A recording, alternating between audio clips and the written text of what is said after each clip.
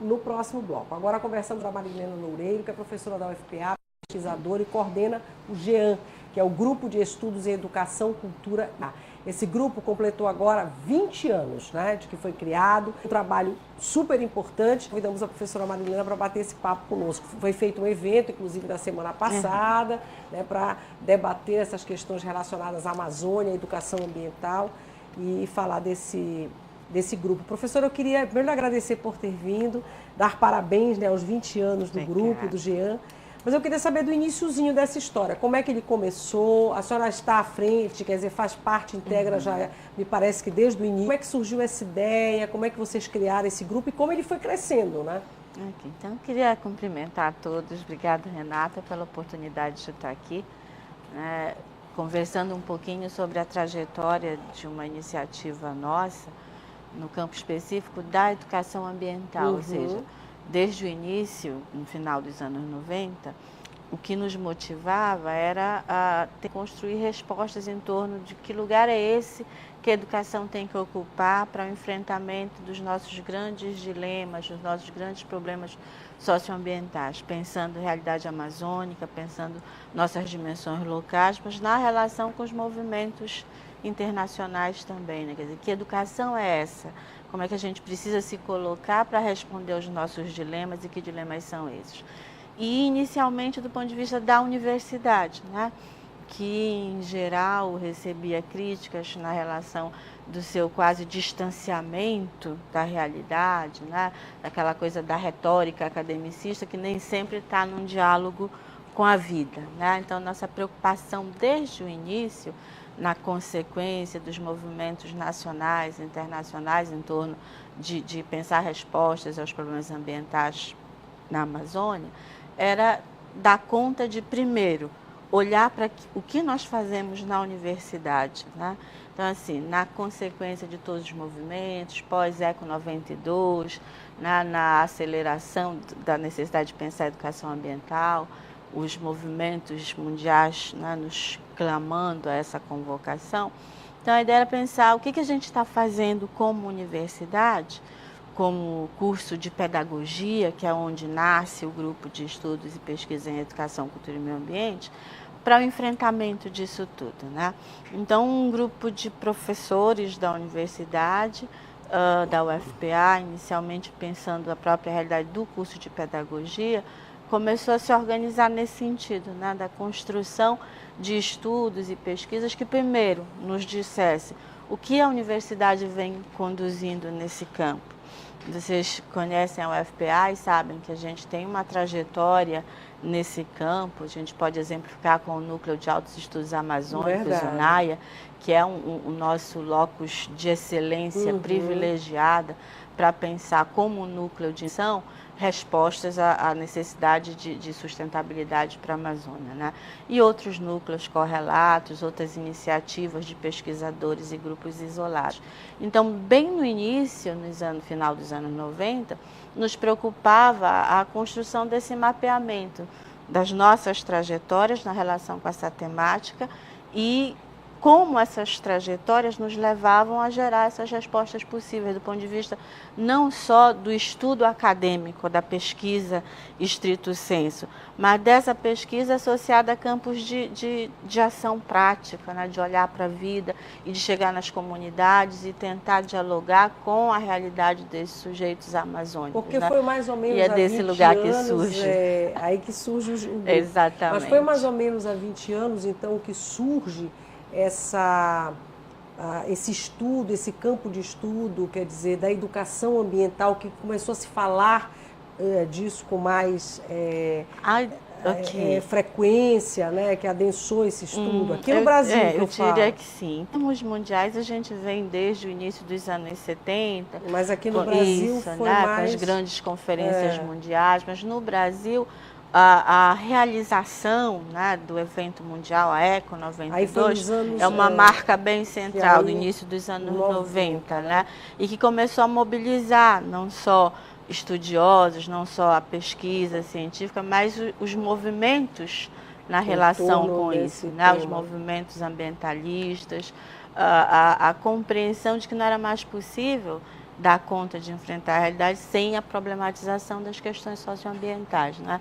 Então, a afirmação da educação ambiental, eu diria, vem nessa trajetória. Mas ainda, e apesar de uma série de avanços, não só do ponto de vista da pesquisa, mas também da legislação, das exigências, né, que se colocam para essa área, mas ainda assim com difícil tradução em termos de efetividade prática, né? E esse também um problema com o qual a gente sempre se defrontou na condição de pesquisador e de sujeito dessa trajetória histórica. Então, assim, mediar essas relações entre os resultados das nossas ações na pesquisa, né, o avanço da política e da legislação, no encontro com o que vive a realidade, com o que vive as escolas, porque uma coisa é o que está colocado em termos de orientação, né, inclusive no campo da política pública.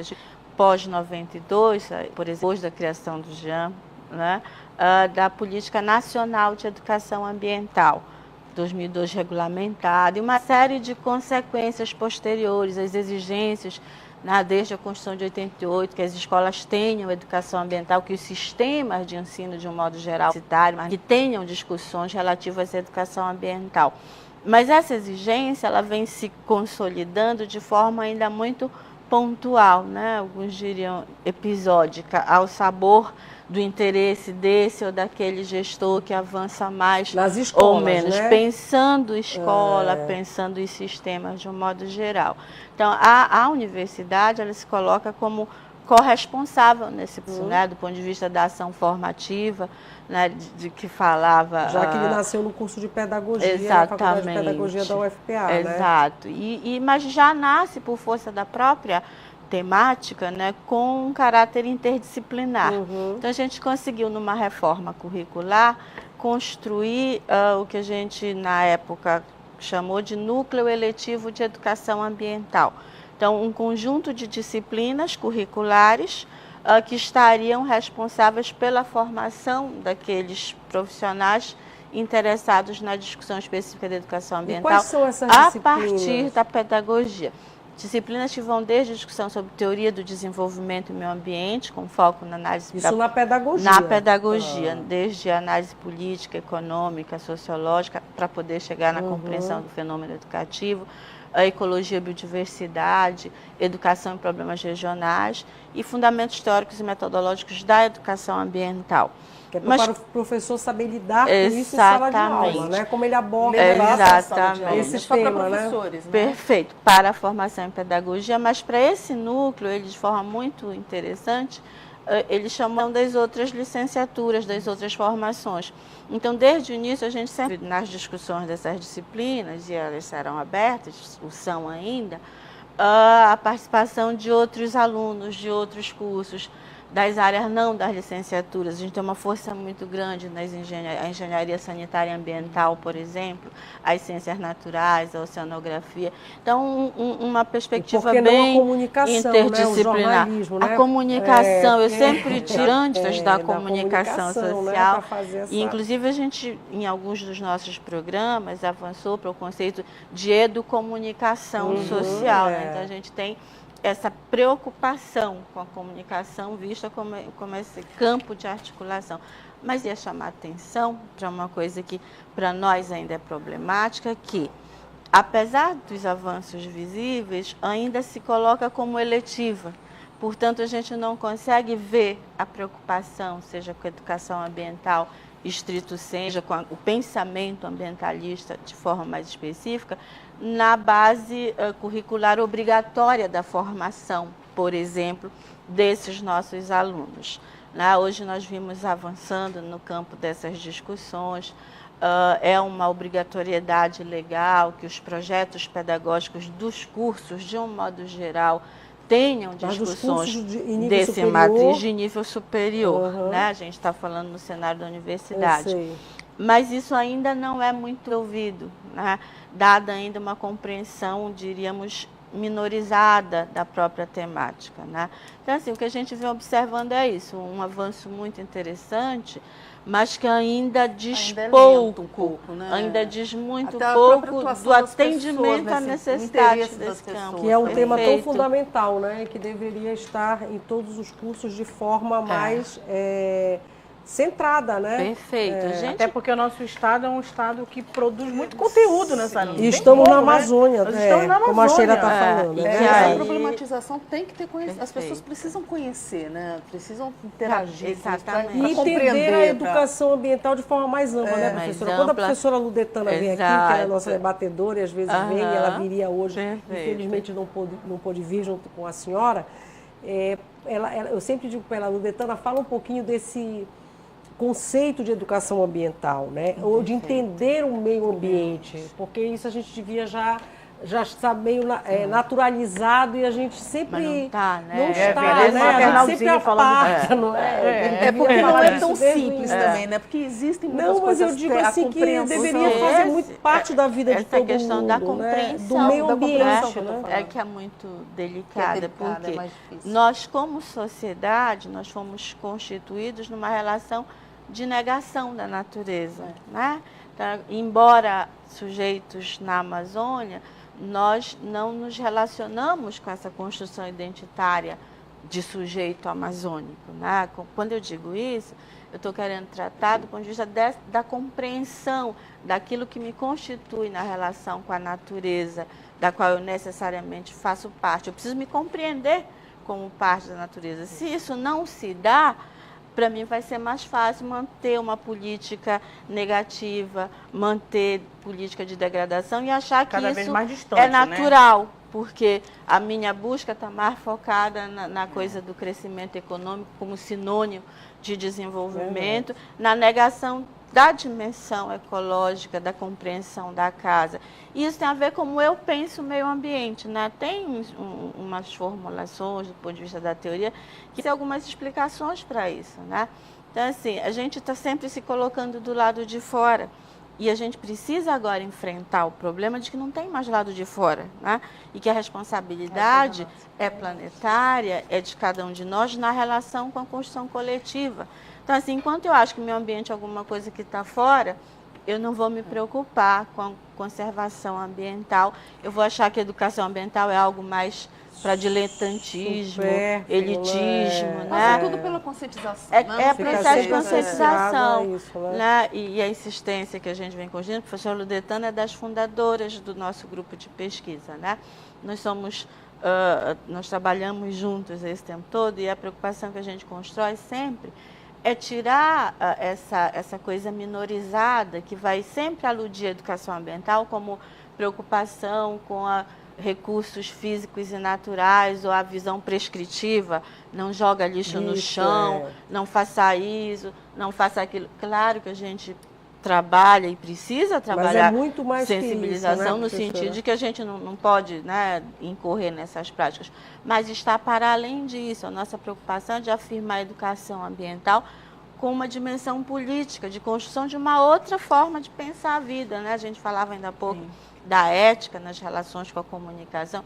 A gente está falando disso, né? Da construção de uma nova ética, de uma outra relação escuta com a Amazônia, né? e de uma percepção da gente como sujeito da natureza, né? Olhar para o ambiente como totalidade histórica, circunstanciada, né?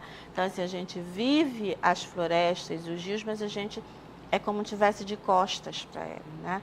E aí a gente constrói um discurso que não consegue dar conta de enfrentar A gente esse fala, mas a gente não encontro, assume, né? Uma esse coisa- encontro com os saberes, com as práticas que estão aí na vida e que poderiam potencializar imensamente a forma de fazer educação. Com certeza. Diga lá, Thaís, o que a gente tem tem um para a comentário. professora Marilena. Stael Rosa diz o seguinte: parabéns pelo grupo e um grande abraço para a professora Marilena.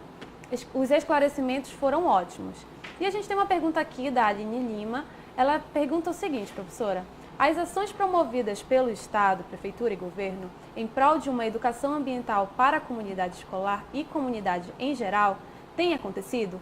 Qual a necessidade e importância das ações que partem dessas instituições? Ok.